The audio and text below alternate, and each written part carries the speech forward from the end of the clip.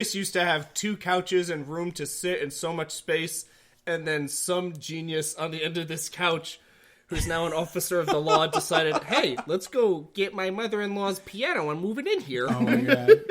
Let me ask you a question. And Were then, you thinking, what you call it?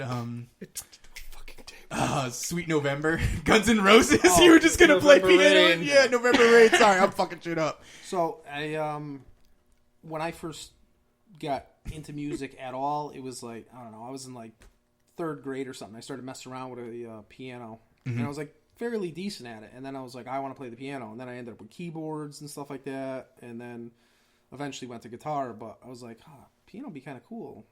All right, I'm gonna take this free baby grand piano. Exactly. And then it's a we massive. as a very nice table, and your wife was very mad at me Yeah. every Oh my time God. she came in and saw my shit on it.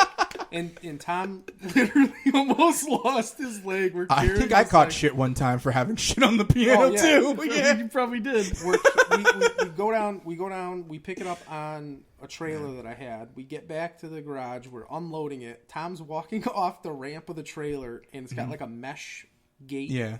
And he's walking off, and like his foot goes through the mesh. Cut the shit out of my leg. He can't pull. It's like one of those things. It was like a Chinese finger trap. He couldn't pull his foot back out because the mesh was trying to close the hole back up every time he tried to pull it out. And like, all right, dude, just stop. He's got this like horrible back that like any little thing would like throw his back out. I'm holding the weight of this piano. And I'm like, all right, I gotta let go to come help you. So just hold it. He's like, I'm fucking trying, asshole. And we finally get it, and that was such a nightmare. Hilarious. So after all of this building and stuff like that, you guys obviously started to build your lineup. So who was the first singer, and what was the first song?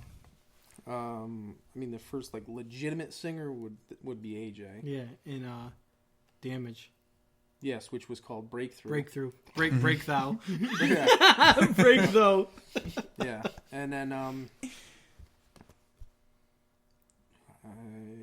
I think after him, did we go directly to Ty? Yeah, I believe we did. Yeah. I mean, there was some singers along the way, but like never anything like concrete enough to actually. I mean, Play a show. I mean, not even enough to have a couple. I mean, maybe 1 or 2 practices with a singer, and then they'd be like, "All right, yeah, this is not what I'm looking to do," or we'd be like, "Yeah, you're not fitting what we're trying to do." Yeah. So then we ended up. We're getting a lot of hair metal singers in there. You're getting some. Oh yeah, we had King Richard. Oh, who is King So Richard? you remember the cartoon Robin Hood, Disney's Robin Hood? Yes. Yeah. And so the king had all the shit on his hands, the rings. Yeah. That's what this fucking guy looked like. he comes in, he starts getting set up, and I look at Steve, I'm like, dude, it's fucking King Richard. And honestly, that's what sealed his fate right there. Just Oh my that. god! Like right off the bat, you were just like, something is not right about this guy. Yeah, and I'm not down and with then we that. heard him singing, and he was like trying to do like a Bruce Dickinson type shit. And I was my just like, God. thanks for playing. No. All right, so I've heard Josh's side of how Josh was joining the band. How was he? Remember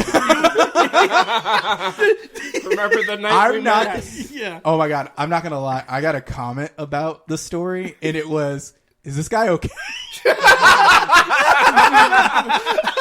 No, the answer is no.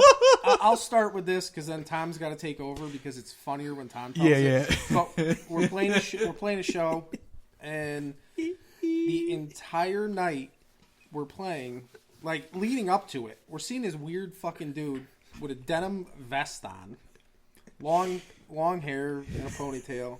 He's like doing like an 80s greaser pose up against the pole, like, hands in his pockets, one foot Just back the on the tip of pole. his toe is just hanging off the floor. Yes, that's what yes. And we're like, Look at this fucking asshole. I see him, and of course I'm not talking to Tom yet about it because I'm just like, and now we get on stage, we start playing, and I'm like, who the fuck is this dude that's been just standing in the same, has not moved, has not gone to take a leak or anything, like, just, it's creepy, it's weirding me out, just like sitting there kind of nodding his head, listening to the bands, and then we go on, and I'm like, this fucking dude, who is this?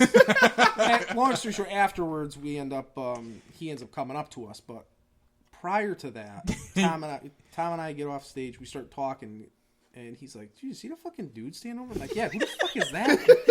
Like, it's fucking weird. I'll let Cliff Tom... Burton, motherfucker. Yeah, look like Cliff Burton. Like Denim Dan. Denim Dan. I think that the best part was we were getting ready for our set. Here After Death was on. They were on the... I'm not going to say the stage. They were on the floor. Yeah. At Main Street Tavern. And Steve and I are just kind of standing there. I'm standing to his right. My arms are crossed per usual. And so the guitarist, what was it? Mike, I think his name was. I don't know. Wearing a mask. That was their thing. It's kind of cool, but not my thing. But anyways, so he comes. They're playing. He comes walking around and kind of like gets right in Josh's face, trying to intimidate him. Mm-hmm. And the next thing you know, like we're not looking directly at Josh, but it's in the corner of our eye because we're kind of like, oh, here's a show, but what's going on over here? Exactly. And the next thing you know, you see Josh's hands go up, grabs the side of his fucking head, and pulls him in and kisses him on the lips. Oh, and the best part was he like stops playing and he's like in shock. Yeah, like and Josh just kind of like throws his hands up like, there you go. Like welcome to my realm. You invaded my space. Now I'm gonna rape yours. That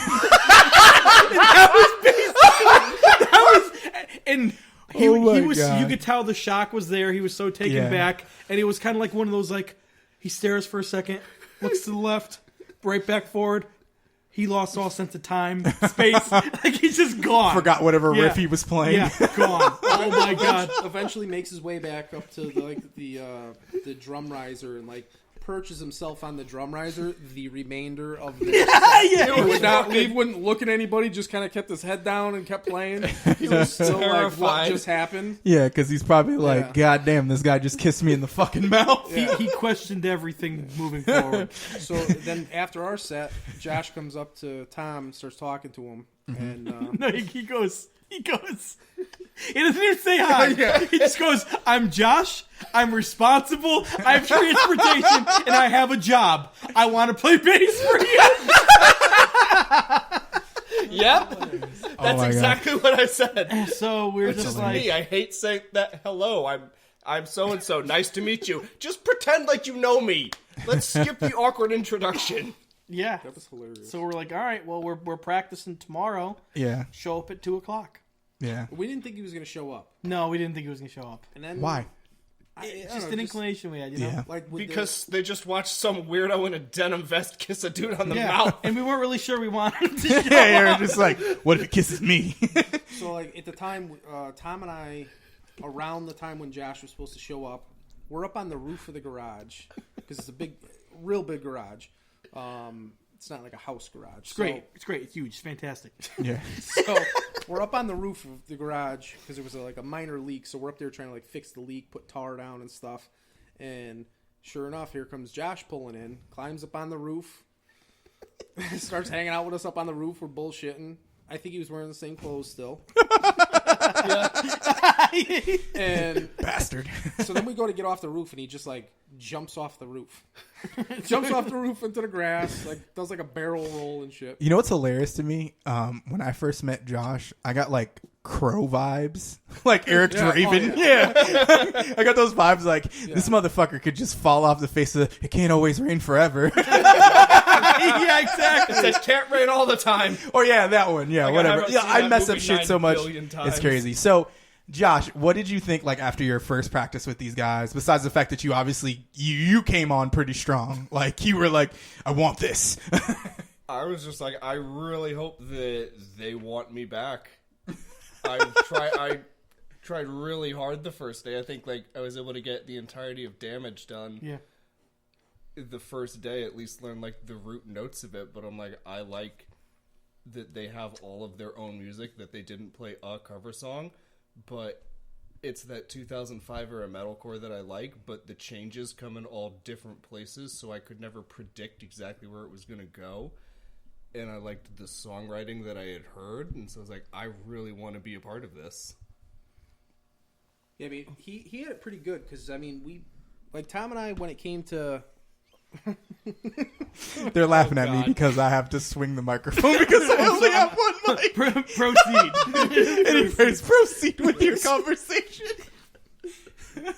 We were pretty pretty laid back about it. And basically, when he came down, it was like, we're not going to tell you what the other bass player was playing or anything like that. Like, do whatever you want. Like, write your own shit. Nothing's recorded to it. Just we'll start playing, and just I'll face you so you can see what I'm playing. And then he kind of just started writing his own thing to it and like playing his own things. And we I think we had in-ears at the time, in-ear monitors, and Tom and I were listening and really cranked Josh up so we could hear what he was playing. Which is our first mistake, because that never fucking changed. It never went back down.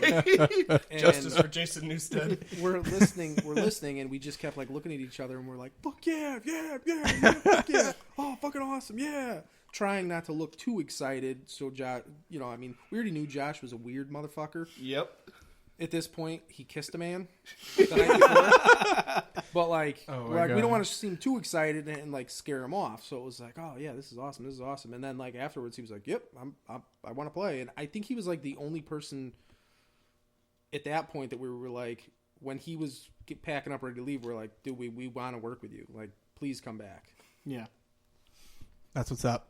So before we get into talking about the record, let's talk about Ray. Hey, Ray. He's been sitting patiently and quietly over on the other side. So I've never heard Ray's story about how he got into Devil Inside. So we're going to hear it from Ray's perspective, and then we're going to hear you guys say the story about how I came in the band first. Well, so the first time we came across Ray, we were playing with this band that he was in, Demon Chauffeur.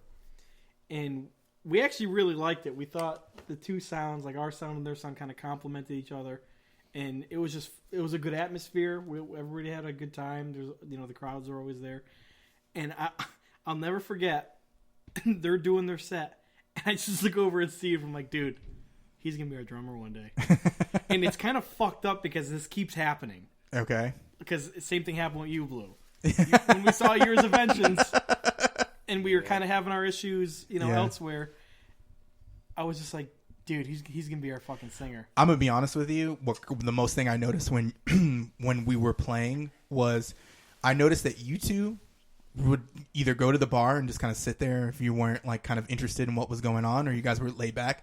But I noticed you two definitely watching me when we were playing.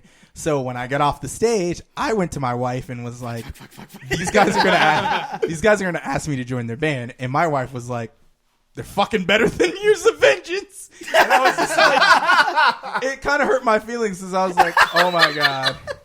I was like, oh my God. I at the time I was like, Years of Vengeance, whatever the case is. Fast forward 4 or 5 months later, things came to be. Yep. So I told that story during when Josh was on my show, just kind of how like first Ray was kind of hitting me up and talking with me, and then as my wife would put it, the equivalent of sliding into a girl's DM after you find out she's single. Immediately, Tom hit me up and was just like, "Hey, really sorry about the band, but." I think it was probably a similar situation with Ray, or were we asking you to do a fill-in show because Zach wasn't available? Yeah, I was filling in for a show. He was supposed to fill in with us. We were going to be opening for Within the Ruins. Within the Ruins, right. And Ray needed to learn the set, but I think at that point we had all been scouting him well beforehand. Right. And so we started like, hey, Ray, how do you feel about learning these other songs that we're not going to be playing on the set? We were so metal. So Ray, what was your first feeling after like your first practice with Devil Inside? Were you like excited? Were you jazzed? Were you like, what the fuck is up with these guys? Why don't they smoke enough weed? Yeah, basically, right? No wine. It was pretty interesting. When I jammed with them, they already had a drummer. And yeah. They used to have a singer too at one point. Charlatans. Things were just really metal and clicked. And I ended up taking over, and I was in the band. All right, thanks, Ray. I feel bad because Ray's like over there at the end of the couch and stuff like that. So now that we've talked about how everyone's kind of joined, we've talked a little bit about. Fun fact: the night that I met you guys in Kissed a Man was also a night you were playing with Demon Chauffeur. Yes. That's my first introduction to Red because I remember watching.